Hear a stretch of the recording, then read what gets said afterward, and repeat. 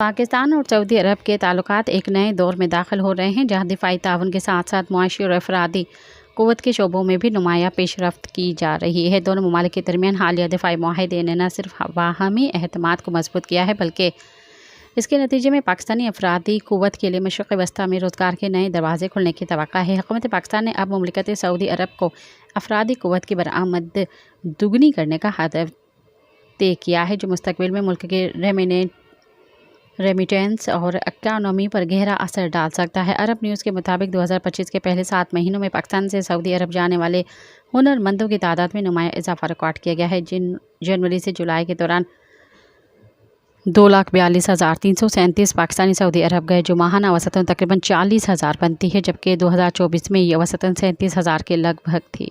Subscribe کयो عوامی news HD کے تازہ ترین خبروں لا ॾिसंदा रहो عوامی نیوز HD۔